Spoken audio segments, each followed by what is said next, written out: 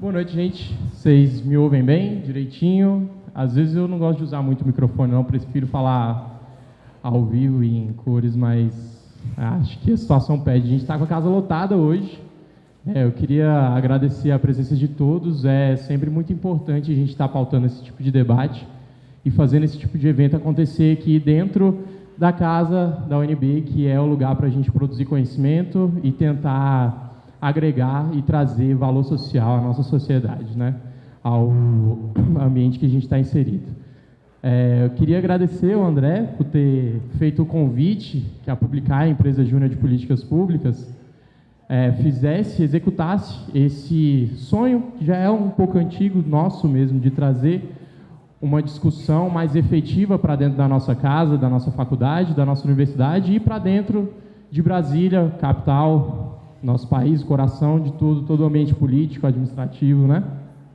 Isso sempre foi um sonho nosso, está sendo executado hoje, graças à presença de vários atores aqui e o trabalho duro de toda essa equipe maravilhosa que a gente tem hoje aí, proporcionando o evento a vocês. Prometo não me estender tanto. Quem me conhece sabe que isso é uma tarefa até sobre-humana, às vezes. Sou o tipo de cara que gosta de falar bastante, mas vou tentar ser rápido e rasteiro aqui, para não me estender muito, não tomar muito o tempo de vocês, para que a gente possa passar para os debates seguintes. Falar num tipo de evento desse, promover a mesa de abertura, sempre é um desafio muito grande. Ainda mais quando a gente está falando do primeiro congresso, do que vai ser discutir a agenda de políticas públicas e do desenvolvimento do país até 2030. É ambicioso, grande, e que a gente está tendo a oportunidade de tocar. Então, participar de um debate desse é uma coisa muito grande, é uma coisa muito nova para mim. Eu me sinto assim como se eu estivesse entrando numa final de campeonato, mata-mata, e com a camisa 9 ali representando toda a minha equipe, e tentar desempenhar o melhor trabalho possível, né? Quem sabe hoje eu não faço um gol aqui, né? Alguma coisa de placa aqui, não deixo vocês marcados de alguma forma. E pensando em desafio, no quão grande seria isso, eu me peguei pensando no como transmitir uma mensagem para todo esse público que está aqui hoje prestigiando o evento e com o interesse de participar desse debate, né? Então, eu me peguei pensando quem são as pessoas que eu vou falar hoje, de onde vêm, quem são os atores, por onde eles trabalham, tipo aquela meio Globo Repórter da coisa, né? Onde vivem, o que comem, etc. Tentei fazer esse perfil. Um pouco difícil, porque vocês podem olhar para os lados aí, vocês vão ver pessoas das mais diferentes idades, profissões e segmentos, etc.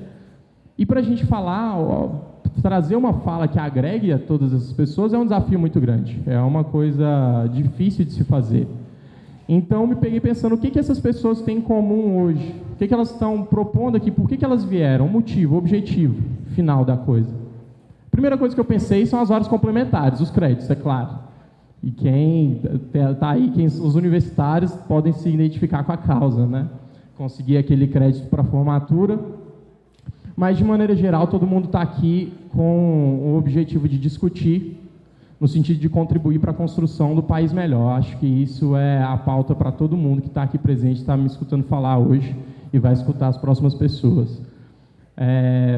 Eu me peguei pensando justamente nessas três palavras, no discutir, no contribuir e no construir.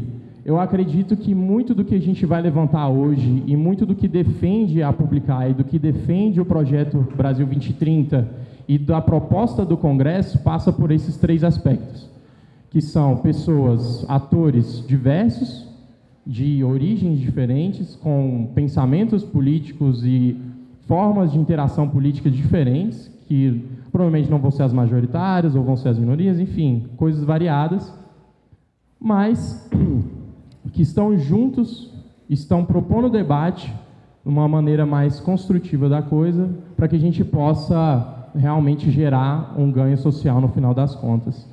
Então, se eu tenho uma coisa para deixar bem claro aqui para todos, é que muitas vezes, num momento como esse, a gente tem que fazer um exercício até de deixar de lado um pouco toda aquela garra que a gente tem para defender um assunto, um aspecto, e sim tentar pensar mais na construção coletiva, na forma como a gente pode contribuir, cada um dentro das suas individualidades. Então, se há um recado para publicar aí hoje, e eu aqui representando com o maior orgulho possível, tenho a deixar para vocês, é justamente essa ideia de que, assim como numa empresa júnior, uma coisa simples, básica, então uma existência tranquila, a gente tem diversas orientações e entendimentos de realidade do mundo, ainda mais quando a gente fala num curso como é o curso de Gestão de Políticas Públicas aqui na Universidade de Brasília, que quem é da casa sabe o quanto é diverso, o quanto a gente tenta congruir essas coisas, é que dentro da EJ, por mais que a gente tenha essa diversidade, a gente está sempre junto para contribuir para um bem maior, para contribuir com um objetivo comum, e eu acho que é esse o exercício de reflexão que a gente deixa para hoje, e a proposta geral do evento, é que a gente consiga fazer com que as individualidades de cada pessoa consiga agregar no ganho social geral, no final das contas. E, bom, que esse seja o primeiro de muitos outros congressos que a gente vai conseguir prestigiar e, por que não, proporcionar, né, fazendo parte, compondo mesa, comprando a ideia, e aí para a gente conseguir realmente efetivar os objetivos que a gente tanto necessita, que tanto passa por situações adversas na situação política que a gente tem hoje. Então, basicamente esse recado que eu, como representante da Publicar, gostaria de dar. Gostaria de agradecer a presença de todos, que vocês possam desfrutar tanto desse evento como eu já desfruto, e que possa ser um evento maravilhoso, que possa deixar a marca em vocês, deixar um legado para que a gente possa seguir a discussão anos e anos aí à frente e produzir alguma coisa, de fato, que agregue a nossa sociedade. Então, sejam bem-vindos. O meu muito obrigado da Publicai, representando a empresa Júnior, e vamos seguir a mesa, né? Chega de falar.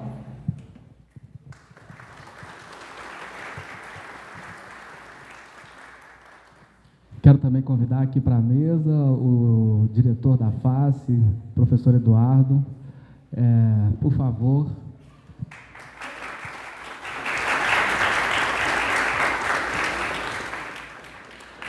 Nosso grande anfitrião. Eu já passo a palavra imediatamente para você.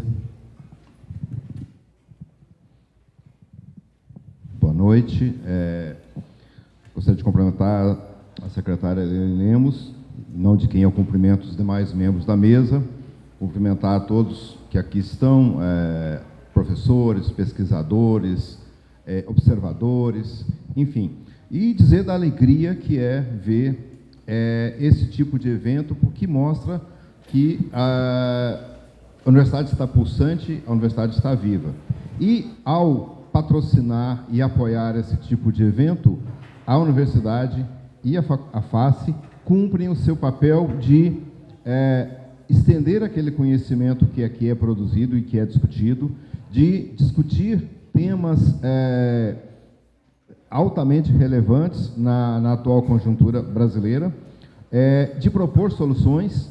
Então, bem-vindos ao UNB, bem-vindos à FACE, aqueles que não são desta comunidade. Na semana passada, nós tivemos aqui um evento da Law and Economics, que une duas áreas de conhecimento, direito e economia, e que faz um seminário com universidades latino-americanas, americanas e europeias. Esse quarto seminário foi realizado aqui na UNB, é a primeira vez que ele foi realizado no Brasil, e discutindo temas importantes para o nosso país. O ministro Luiz Fux esteve na abertura aqui, foi o conferencista de abertura. Na semana passada também, o Centro Acadêmico de Economia promoveu um fórum para esse tipo de discussão. Então, a gente está constantemente discutindo, buscando soluções, construindo coletivamente soluções para o país. No caso, no âmbito da FACE, nós temos 4 áreas de conhecimento: economia, administração e contabilidade, e o caçula delas, que é gestão de políticas públicas. E também tem a empresa Júnior Publicare, que é a empresa Júnior Caçula. Os outros 3 departamentos já têm empresa júnior, a economia e contabilidade já mais consolidado, e o GPP, o Gestão de Políticas Públicas, começando agora. E é uma empresa júnior que não nasce, né? É uma empresa júnior que estreia. Com um evento desse porte, ela não teve um nascimento, teve uma estreia, e uma estreia em grande estilo. Nesse seminário aqui, eu não vou participar dos debates, mas eu gostaria de deixar aqui uma provocação. O mês passado, eu estive num evento com o professor Sampaio da Nova.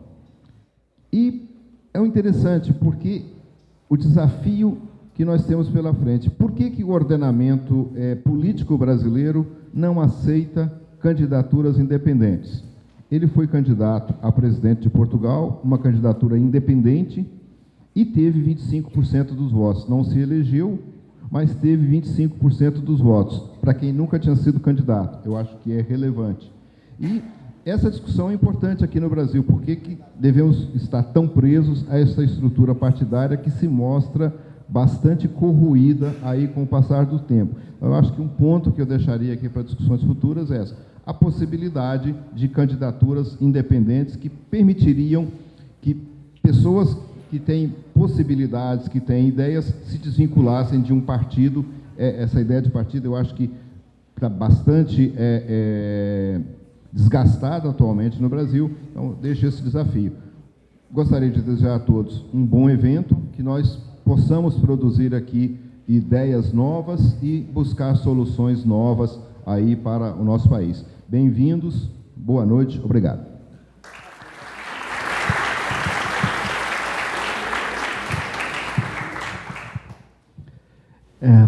Boa noite, gente.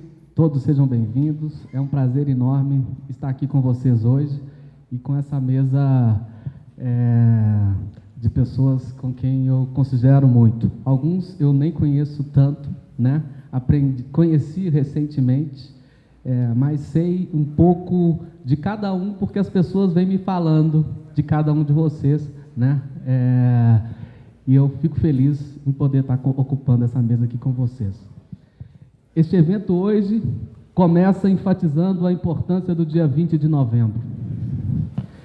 Dia Nacional da Consciência Negra e dia da assinatura no âmbito das Organizações das Nações Unidas, da Declaração dos Direitos da Criança e da Convenção sobre os Direitos da Criança. É com tristeza que verificamos nos dados de educação fornecidos pelo INEP, nos dados sobre violência levantados pelo Fórum de Segurança Pública e nos dados sobre o desemprego apurados pelo IBGE, que a cor das nossas crianças ainda faz muita diferença na projeção do seu futuro. Nessa altura do campeonato, segundo o INEP, apenas 68% dos jovens de 16 anos, dos jovens negros de 16 anos, concluem o ensino fundamental. Entre os brasileiros empregados, a média dos rendimentos dos negros é próxima à metade dos rendimentos dos brancos, metade. Segundo o Instituto Etos, as mulheres negras representam apenas 0,4% do quadro executivo das empresas, né? A cada 100 vítimas de homicídio, 71 são vítimas negras. Indo além da cor da pele e comparando o futuro esperado das nossas crianças com as crianças dos países da OCDE, temos muitos motivos para ficar corados. No Brasil, 70% dos alunos não alcançam níveis básicos de proficiência em matemática. 70% não alcançam níveis básicos em proficiência em matemática. Na OCDE, 1 em cada 10 alunos está entre os de desempenho mais alto em matemática. Em Singapura, 1 em cada 3. No Brasil, é 1 em cada 100. Infelizmente, é nesse contexto que começamos esse evento. Passados 128 anos da proclamação da República, a sensação é que estamos empurrando os problemas. Abolimos a escravidão, mas não a marginalização de negros e pobres. Proclamamos a República, mas não garantimos, como citou bem aí Anjuli, Alexandre Guerra e Tom, de fato, a igualdade do poder político. Sancionamos o Estatuto das Crianças e Adolescentes, mas ainda vemos crianças desprovidas dos mais básicos direitos humanos. Ao mesmo tempo, nossos empreendedores convivem com um dos piores ambientes de negócio do mundo e com uma sociedade significativamente fechada em termos de comércio exterior. Há excessos de barreiras e privilégios por todos os lados, começando pelo poder que deveria garantir justiça, o poder judiciário. A corrupção transborda aqui e ali, colocando-nos todos em situação de cúmplices ou de cidadãos passivos. Todavia, graças à inteligência maior que nos rodeia, nem tudo é problema. A cultura negra nos enche de orgulho perante o mundo, seja no futebol, no samba, na culinária. Um sociólogo nos trouxe a estabilidade. Um retirante tirou a pobreza da invisibilidade. Um negro, o ex-ministro Joaquim Barbosa, mudou a história da Suprema Corte e da impunidade nesse país. Orgulhai-vos todos, brasileiros, negros e brancos. Infelizmente, ainda faz diferença negros e brancos. Esperamos que em 2030 não. Ou faça menos diferença. Por mais que a sensação seja de lentidão, estamos mudando. Com o Congresso Brasil 2030, esperamos contribuir para que as mudanças se acelerem. Precisamos de maior senso de urgência. Há 29 anos, na Constituição de 88, definimos os 4 objetivos fundamentais de nossa República: construir uma sociedade livre, justa e solidária, garantir o desenvolvimento nacional, erradicar a pobreza e a marginalização e reduzir as desigualdades sociais e regionais, promover o bem de todos, sem preconceitos de origem, raça, sexo, cor, idade e quaisquer outras formas de discriminação.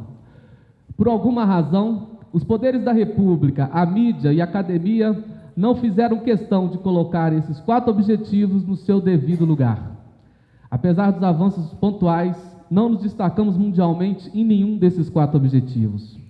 E mesmo se nos destacássemos em um, isso seria insuficiente. O pacto que fizemos foi no sentido de levar adiante os 4 objetivos ao mesmo tempo. O desenvolvimento não adianta liberdade sem condições adequadas de vida. Não adianta igualdade sem liberdade.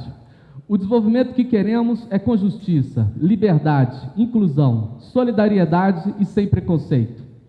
Podemos até rever esse pacto, seja com 3/5 dos votos do Senado e da Câmara, uma emenda constitucional, ou com a ruptura constitucional. Acredito que não precisamos mudá-los. Na visão da Rede Brasil 2030, pela qual estou aqui como cofundador, mas no mesmo padrão hierárquico que todos vocês, cidadão. Os 4 objetivos fundamentais são a lanterna que precisamos para sair sustentavelmente da crise em que nos encontramos. Sabemos que alguns de nós prezam mais a liberdade e que outros prezam mais a busca pela igualdade. Há ainda os que acreditam que o Estado precisa garantir o desenvolvimento acima de tudo, e aqueles que apenas querem viver sem preconceitos. Isso é vida em sociedade. Ou respeitamos de fato os pactos que fazemos, ou continuaremos nos boicotando uns aos outros. Os organizadores e patrocinadores do Congresso ficam com a primeira opção, de respeitar os pactos. Ficamos felizes com a presença de todos aqui, nesse espaço, na face, que queremos que se torne o mais efervescente do mundo. Alunos do Enem, escolham a face UNB como primeira opção. Estrangeiros, venham estudar aqui. A capital do Brasil precisa e deve construir a melhor universidade do mundo, ou algo bem próximo disso. Façamos desse evento um marco na história desse local, na história desse país. Que em 2030 o nosso futuro e das nossas crianças estejam bem melhor assegurados. E que as cores sejam, acima de tudo, sinais do vigor da nossa diversidade. Tenhamos todos um ótimo e produtivo congresso. Muito obrigado.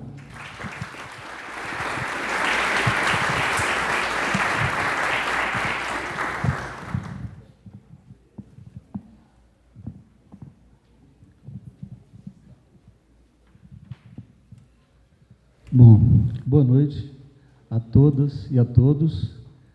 Toda vez que eu pego assim, um microfone sozinho diante de pessoas, como muitas aqui que eu conheço, e outras tantas que eu não conheço, eu sempre fico com a sensação de que eu talvez esteja roubando um espaço e o tempo que poderia ser delas, porque eu sei que tem muita gente aqui com muita experiência de vida, muito conhecimento, muita vontade, muito sonho também, que poderia estar aqui falando para vocês nesse momento. Bom, para quem não me conhece, eu sou Silvio, sou do Congresso em Foco, e a razão de eu estar aqui, imagino, ter sido convidado gentilmente para participar dessa mesa, é o fato de a gente ser um site que apoia discussões desse tipo, quer dizer, apoia debates sobre possíveis saídas para essa crise tão profunda que o país enfrenta. A gente fez recentemente uma série de diálogos aí, com a participação de André e de muitas pessoas que estão aqui, que foi um processo bem interessante, e a gente não poderia se furtar a apoiar uma ideia que tem como objetivo reunir pessoas de diferentes identidades, de diferentes origens, de diferentes perspectivas ideológicas, né, como a gente viu aqui na primeira mesa, já que eu tive a oportunidade de acompanhar a discussão. Então, reunir pessoas diferentes em busca de saídas minimamente consensuais em relação a um cenário que, a mim, soa como de absoluto horror, né? A sensação que eu tenho é que em 2013 a gente sonhou, cada um, é verdade, sonhou um sonho diferente, mas a gente sonhou e de lá para cá, mais ou menos, o que a gente viveu foi uma sucessão de pesadelos, né? Cada um também relatará esse pesadelo da sua maneira, né? Então, eu acho muito bacana que o André tenha começado fazendo alusão a essa data tão importante, né? Que mostra como a nossa República está longe de se concretizar plenamente, né? Como ela é excludente, né? E há pouco o Tom, né, na primeira mesa, ele falava, poxa, mas somos aqui 3 homens e uma mulher na mesa, agora já somos 4 e uma mulher, né? Reduziu um pouco. E mesmo assim é o dobro do Congresso, né? Porque aqui a gente tem 20%, no Congresso a gente tem 10% de mulheres, né? E 4% de negros, nenhum indígena há mais de 30 anos, quer dizer, isso é um tipo de temática que a gente procura acompanhar muito, sempre tentando valorizar essas vozes meio marginalizadas, né, da nossa sociedade, inclusive dos grandes veículos de comunicação e tal. Mas, se me permite usar dessa palavra de forma objetiva, para lançar luz sobre algum tema, eu aproveitaria e lançaria sobre 2, na verdade. Um deles é a já mencionada aqui, na primeira mesa, polarização. Quer dizer, polarização política é algo que eu acho que sempre aconteceu em toda a história da humanidade, né? Em todas as formações democráticas, você tem um ambiente de polarização e você tem um ambiente, frequentemente, de radicalização política. Mas eu acho que a gente vive um fenômeno novo nos últimos anos, que é a combinação dessa polarização política com essa coisa, de um lado, fascinante e, de outro, assustadora, que são as mídias sociais, né? E as redes sociais, na medida em que elas permitem que diferentes não se falem, porque você passa a ter um diálogo entre iguais, o verde fala com verde, o vermelho com vermelho, o preto com preto, o branco com branco, o amarelo com amarelo. Não há interação, ou essa interação é extremamente precária, extremamente pobre. Se realimentam mentiras, se realimentam boatos, se realimentam preconceitos, se realimentam versões falsas sobre quase tudo na política, na economia, na gestão pública, e em quase todos os campos do espectro político, à esquerda, à direita e ao centro da discussão política. Então, assim, enfrentar a polarização, como me parece ser objetivo claro desse debate, desse congresso, me parece uma necessidade fundamental para a gente ter não apenas clareza em relação ao país que a gente tem a melhorar, né? Porque é um país que não está claro para ninguém. O Tom disse há pouco, se alguém souber o que vai acontecer em 2018, está mentindo. E eu diria mais, se alguém souber o que aconteceu de 2013 para cá, Eu acho que está mentindo também, porque eu ainda não vi, da parte de ninguém, explicações suficientemente claras, com a complexidade daquilo que a gente viveu e, de certa forma, vive ainda, né? Essa mistura de desesperança, de vontade de mudar e frustração, porque se muda, mas muitas vezes se muda para pior, não é? Então, eu acho que a gente tem uma tarefa muito grande, que é enfrentar essa polarização de uma forma mais lúcida e de uma forma mais respeitosa, né? Vamos ouvir quem pensa muito diferente da gente e vamos entender que alguma coisa a gente pode ganhar com isso. Então, essa é a primeira ponto assim, de preocupação muito forte que eu tenho. O outro é que, nas eleições que se avizinham e nas últimas eleições, a discussão sempre foi muito em torno dos cargos majoritários. A discussão é sobre quem vai ser o próximo presidente, quem vai ser o próximo governador, como se uma pessoa, solitariamente, por melhor que fosse, tivesse a capacidade de mudar o Brasil ou de mudar o Estado. É uma grande farsa que a gente participa a cada 4 anos, ou até 2 anos, se a gente considerar também a eleição de prefeito, imaginar que vai ter uma pessoa maravilhosa que vai chegar lá e vai consertar tudo. Não é assim. E é evidente que não é assim. E boa parte do nosso problema está no legislativo, que é a matéria-prima básica da nossa atividade, né, Isabela, aqui, repórter do Congresso Foco, que está aqui presente. E o legislativo, seja no plano federal, seja no plano estadual, seja no plano municipal, é o horror dos horrores, com todo respeito. Não vai aqui nenhuma vontade de querer fechar o Congresso. Pelo contrário, nenhuma solução para a democracia, no meu modo de entender, pode trazer menos democracia. Os problemas da democracia se resolvem com mais democracia, com melhor democracia, jamais com menos democracia. Mas o ponto-chave me parece fundamental que as forças vivas da sociedade, que as grandes lideranças sociais, de todas as vertentes que sejam, deem mais atenção à eleição legislativa, à eleição parlamentar, aquela coisa que mesmo nós, mesmo eu, inclusive, quer dizer, eu próprio faço essa autocrítica, né? Trabalho num site que cobre congresso, mas muitas vezes, de última hora, vou pensar em quem que eu vou votar, a gente improvisa, não pesquisa bastante, não estimula pessoas que querem se candidatar e que são pessoas valorosas, são pessoas que têm contribuição a dar, a avançarem, a seguir em frente, não é? Então, assim, são essas 2 dicas.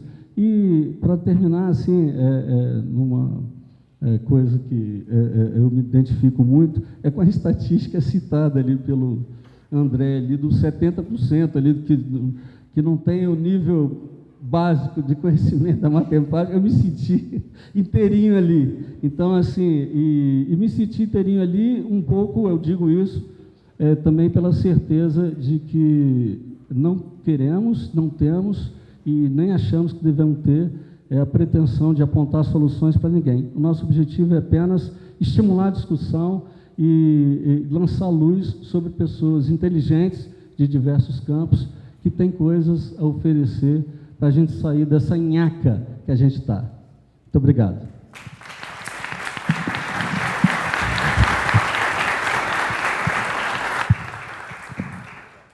Bom, boa noite a todas e todos. É um prazer estar de volta à universidade. Eu fui aluna da graduação, do mestrado, no doutorado aqui nessa universidade. Fui professora associada, pesquisadora associada no IPOL durante 5 anos. Então, é um prazer enorme estar aqui.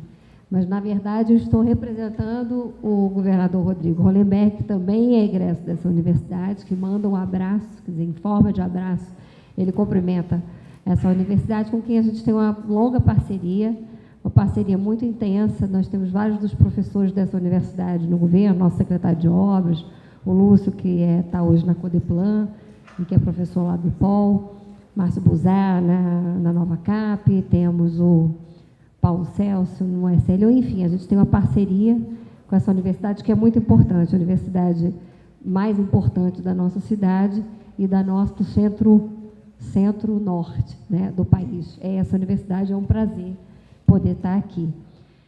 E eu fui um pouco pega de surpresa, porque eu tinha que representar o chefe, mas eu fiquei feliz de estar aqui, porque se eu não tivesse, seria uma mesa com 5 homens discutindo Brasil 2030. Então, graças a isso, a esse pequeno contratempo do governador, a gente hoje tem uma mesa e a gente não poderia não ter essa representação, até porque é uma mesa que fala de igualdade, de participação, e é muito importante que isso seja feito conosco. Estou vendo que tem muitas mulheres aqui, que seja feito com a nossa participação.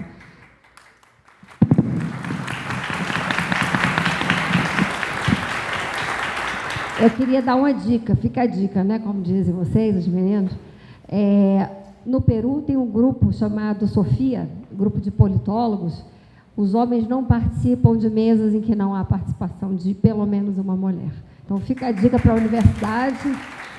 Há muitas mulheres aí capazes e ativas, militantes, que conhecem, né, os seus temas e que podem dar e devem dar a sua contribuição. Bom, tendo dito isso não contou aí no meu tempo. A temática de hoje, essa é uma mesa de abertura, deixa eu ver se a tecnologia me ajuda aqui. São os quatro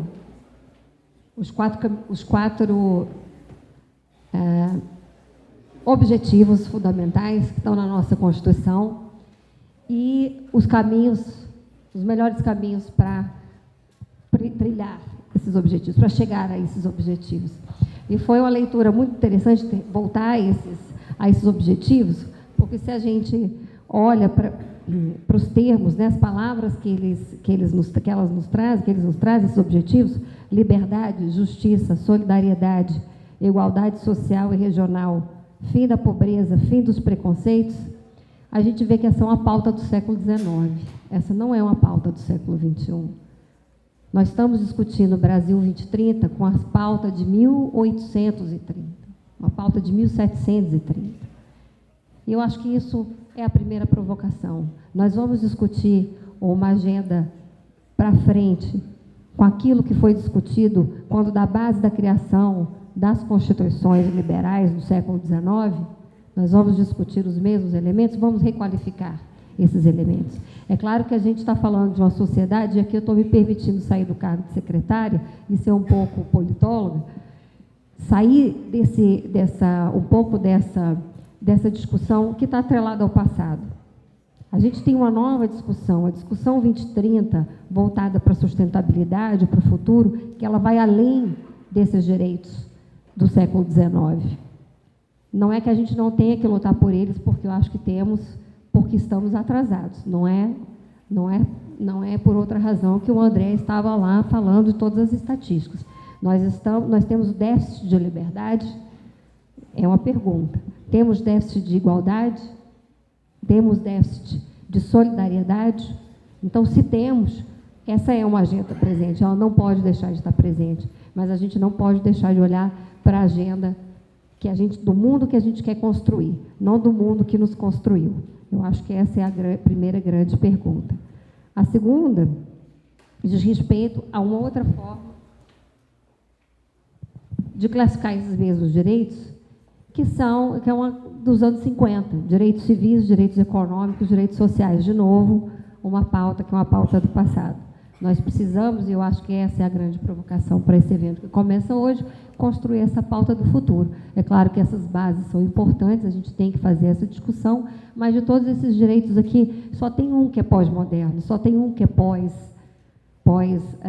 construção do Estado Nacional e das constituições liberais, que é o dos fim dos preconceitos.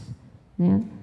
Hoje, o que é fundamental para a gente construir e que deve ser a base, não esses direitos lá de trás, direito à vida, direito à propriedade, mas é o direito à identidade. Direito à identidade, o direito a construir novas formas de se fazer e novas formas de se viver. Eu acho que a gente vive num país que tem uma capacidade de criação, uma capacidade de imaginação enormes, profícuas. Eu trabalhei 5 anos com o Darcy Ribeiro, foi um grande privilégio, e ele era esse ícone, né, intelectualidade brasileira que valorizava a nossa diferença e a nossa possibilidade de fazer o novo, de fazer o diferente a partir do que somos. Então, eu quero desejar a esse congresso que seja um grande sucesso, que vocês que vão ficar aqui os 3 dias possam